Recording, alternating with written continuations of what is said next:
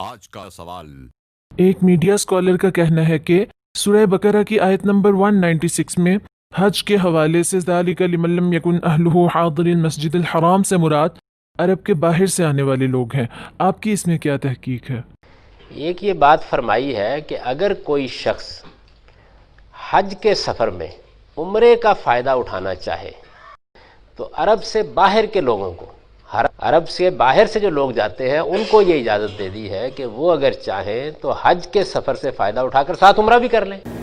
जी हाँ, सूरह बकरा की आयत नंबर 196 में है, फमन तमत्ता बिल उम्रति इलल हज्ज फमस्तयसर मिनल हदी। जो हज के सफ़र में उम्रे की सआदत हासिल करना चाहे तो वो कुर्बानी दे और इसकी इस्तिताअत ना हो तो 10 दिन के रोज़े रखे। आगे जाके इरशाद फरमाया, ज़ालिका लिमन लम यकुन अहलुहु हादिरिल मस्जिदिल हराम। ये तालीमात उन लोगों के लिए हैं जो हादिरीन मस्जिद हराम नहीं हैं। हादिरीन मस्जिद हराम से क्या मुराद है? हमारे मीडिया स्कॉलर ने कहा अरब के बाहर से आने वाले लोगों में से अगर कोई हज के साथ उम्रे की सआदत हासिल करना चाहे तो वो कुर्बानी दे। हमारे मीडिया स्कॉलर ने ज़ालिका लिमन लम यकुन अहलुहु हादिरिल मस्जिदिल हराम से मुराद लिया अरब के बाहर से आने वाले लोग, जबकि हज़रात सहाबाए किराम, ताबिईन, मुफस्सिरीन और मुहद्दिसीन ने इससे क्या मुराद लिया वो मैं आपकी खिदमत में अर्ज़ करता हूँ। इसमें 3 कौल हैं। नंबर 1, मक्का या हुदूद हरम मक्की के अंदर के रहने वाले लोग, ये हादिरीन मस्जिद हराम मुराद हैं। मक्का मुकरमा से मुराद मक्का मुकरमा की आबादी और हुदूद हरम मक्की से मुराद वो हदें जो हरम मक्की का तायुन करती हैं। मस्जिद आयशा,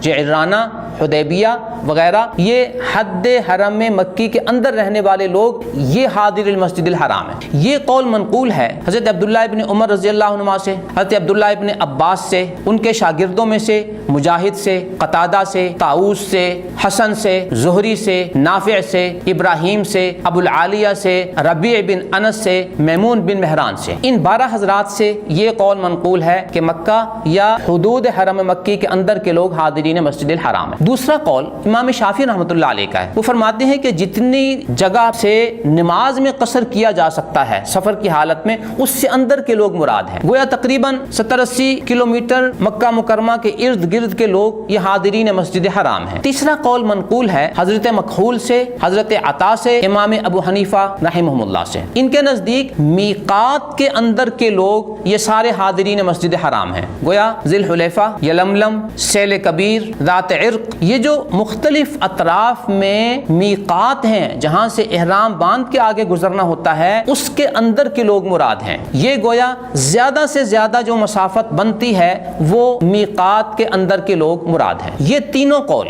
जुज़वी तौर पर या मजमूई तौर पर मज़कूर हैं। आगे तफासीर का नाम लिया जाएगा। उनमें नंबर 1 तफसीर इब्न अबी हातिम ने यही जिक्र किया, इमाम ज़ज्जाज ने मानिल कुरान में यही जिक्र किया, इमाम तबरी ने तफसीर तबरी में यही बात जिक्र की, इमाम मावर्दी ने अन्निकत वल उयून में यही जिक्र किया, इमाम समानी ने तफसीर समानी में, इमाम नसफी ने मदारिक को तंजील में, इमाम खाजिन ने तफसीर खाजिन में, इमाम इब्न कसीर ने तफसीर इब्न कसीर में, इमाम कुर्तुबी ने अल जामिउ लि अहकामिल कुरान में, इमाम निसापुरी ने गराइबुल कुरान में, इमाम सयूती ने दुर्र मंसूर में, इमाम शौकानी ने फतहुल कदीर में और साहिब तफसीर मजहरी ने अपनी तफसीर मजहरी में यही अक़वाल नकल किए, जुज़वी तौर पर या कुल्ली तौर पर। इनमें से बाज़ अक़वाल या तमाम अक़वाल जिक्र किए। गोया इन तमाम मुफस्सिरीन के यहाँ हज़रात सहाबाए किराम और ताबिईन से जो 1, 2, 3 कौल मनकूल हैं ये इन्होंने जिक्र किए हैं। इसके अलावा कोई चौथा कौल इन्होंने जिक्र नहीं किया कि मीकात से बाहर के लोग भी मुराद हो सकते हैं। यही अक़वाल नकल किए जुज़वी तौर पर या मजमूई तौर पर। इमाम बुखारी ने हदीस नंबर 1572 में, इमाम तहावी ने हदीस नंबर 4174 में, इमाम बगवी ने शरह सुन्ना की हदीस नंबर 1888 में, इमाम इब्न अबी शैबा ने मुसन्निफ इब्न अबी शैबा हदीस नंबर 15430 में, इमाम फाकिही ने अखबार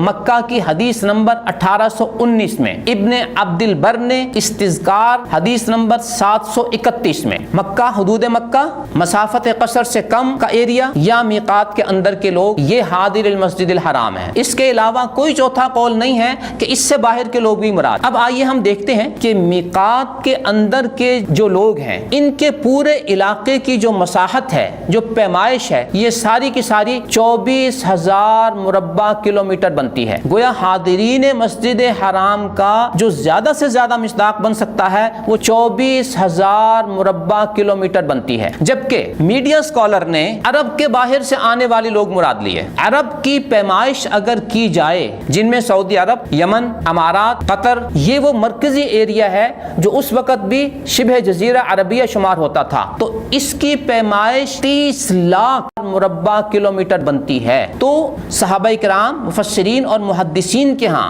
جس پیمائش کا کل مساحت 24,000 مربع کلومیٹر بنتی ہے، اس اسکالر نے اس کو 30 لاکھ مربع کلومیٹر تک پھیلا دیا۔ زمین و آسمان کا ڈیفرنس ہو گیا کہ قرآن تو یہ کہنا چاہتا ہے کہ اس 24,000 مربع کلومیٹر کے اندر کے جو لوگ ہیں ان کے لیے یہ حکم نہیں ہے، اور انہوں نے کیا کہا کہ 30 لاکھ مربع کلومیٹر کے جو لوگ ہیں ان کے لیے یہ حکم نہیں ہے۔ گویا حاضر المسجد الحرام سے میقات کے اندر کے لوگ مراد لینے کی بجائے پورا عرب مراد لے لیا۔ کتنی بڑی غلطی کر دی۔ اب اگر ان کا پروگرام سن کے اس عرب ورلڈ میں رہنے والے اردو سپیکنگ لوگ وہ اسی حکم کے مطابق آگے عمل کرنا شروع کر دیتے ہیں تو کتنی بڑی غلطی ہو گئی۔ یہ ہوتا ہے کہ اگر کوئی مسئلہ بتانا ہو، اگر قرآن کریم کے کسی مسئلے کو زیر بحث لانا ہو، اس پہ ڈسکشن کرنی ہو، تو اگر ڈسکشن سے پہلے مطالعے کی زحمت گوارا کر لی جائے اور اس پہ اظہار خیال سے پہلے کچھ تیاری کر لی جائے اور کچھ مطالعہ کر لیا جائے تو پھر اتنی بڑی بڑی غلطیاں نہ ہوں۔ لیکن اس سب کے باوجود اپنے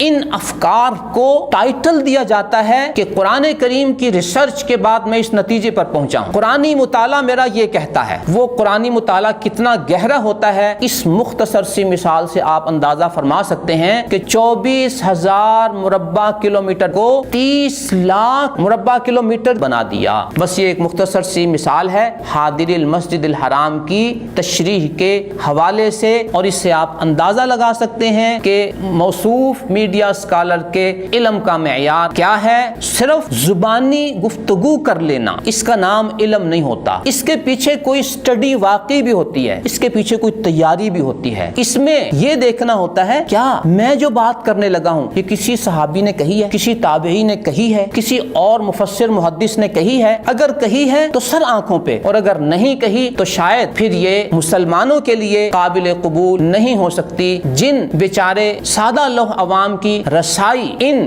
بیسک سورسز تک نہیں ہے، ان تعلیمات تک نہیں ہے، وہ تو آپ پہ اعتماد کرتے ہوئے، نیک گمان رکھتے ہوئے کہیں گے کہ چونکہ وہ یہ دعویٰ کرتے ہیں کہ میرا قرآنی مطالعہ یہ کہتا ہے لہٰذا انہوں نے مطالعہ کر کے یہ بات کی ہوگی۔ انہیں یہ کیا پتا کہ جو دل میں آتا ہے وہ کہہ دیتے ہیں اور اس پہ ٹائٹل لگا دیتے ہیں قرآنک ریسرچ اور قرآنی مطالعے کا۔ اللہ رب العزت ہمیں صحیح بات کرنے کی توفیق عطا فرمائے، اور جو کچھ صحابہ کرام، تابعین، مفسرین اور محدثین نے کہا ہے اس کے مطابق اپنی گفتگو کرنے کی توفیق عطا فرمائے، اور اپنے ذاتی افکار و خیالات کو اسلام بنا کر لوگوں کے سامنے پیش کرنے سے اللہ تعالی محفوظ فرمائے۔ آمین۔